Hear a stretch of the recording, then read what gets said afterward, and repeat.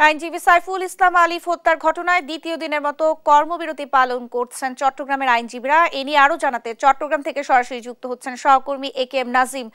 নাজিম, কর্মবিরতিতে কি বলছেন আইনজীবীরা, বিস্তারিত জানাবেন। এই যে আইনজীবী অ্যাডভোকেট সাইফুল ইসলাম আলিফ হত্যাকাণ্ডের কারণে পুরো আইনজীবী সমাজ কিন্তু খুবই ফুঁসছেন। তারা দ্বিতীয় দিনের মতো কর্মবিরতি পালন করে আদালত প্রাঙ্গণে বিক্ষোভ মিছিল সমাবেশ মানববন্ধন করছেন।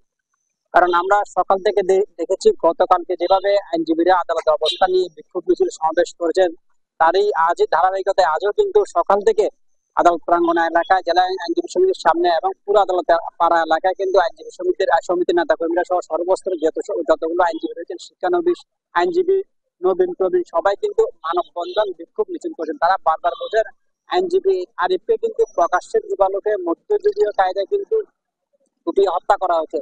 এই ঘটনায় ভিডিও ফুটেজ দেখে যাদেরকে শনাক্ত করা হচ্ছে তাদেরকে দ্রুত আইনের আওতায় এনে কিন্তু কঠোর শাস্তির দাবি করছেন তারা। এবং তারা যদি বলছেন ইসকন নেতা চিন্ময় কৃষ্ণ প্রভুকে আটকের পরে আসলে আদালতে নিয়ে আসার পর যে তার অনুসারী ভক্তরা এবং সনাতন ধর্মের কিছু মানুষ যে আদালত এলাকায় তাণ্ডব চালিয়েছেন, ভাঙচুর চালিয়েছেন, এইসবের ঘটনায় যারা জড়িত তাদেরকে যেন দ্রুত আইনের আওতায় নেওয়া হয়। এবং আমরা আইনজীবী সমিতির সভাপতির সাথে কথা বলেছি, আইনজীবী সমিতির আরো যারা নেতারা আছেন তাদের সাথে কথা বলেছি।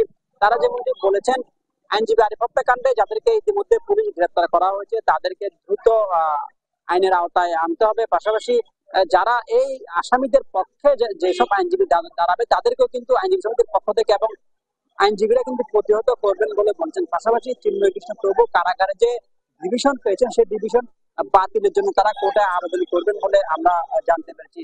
আরেকটা বিষয় যেটি আপনাকে জানিয়ে রাখি, গত মঙ্গলবারের সকালে মূলত চিন্ময় কৃষ্ণ প্রভুকে আদালতে আনার পরে মূলত তাকে যখন ম্যাজিস্ট্রেট ছয়ের আদালত জামিন নামঞ্জুর করে কারাগারে পাঠানো যায়, তারপর তার অনুসারীরা যখন চিন্ময় কৃষ্ণ প্রভুকে প্রিজন ভ্যানে তোলা হয় তখন তার অনুসারীরা আদালত পাড়া এলাকায় অবরুদ্ধ করে প্রায় ঘন্টা থেকে 1.5 ঘন্টা বিক্ষোভ মিছিল করে।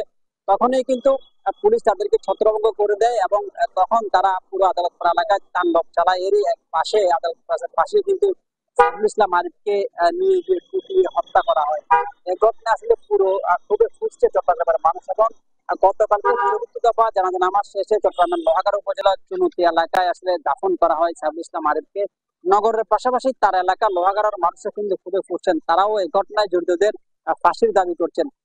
চট্টগ্রাম আদালত প্রাঙ্গণ থেকে এই ছিল আমার কাছে সর্বশেষ। নাজিম, আপনাকে ধন্যবাদ। দর্শক, চট্টগ্রাম থেকে আমাদের সঙ্গে যুক্ত হয়েছিলেন সহকর্মী একেএম নাজিম।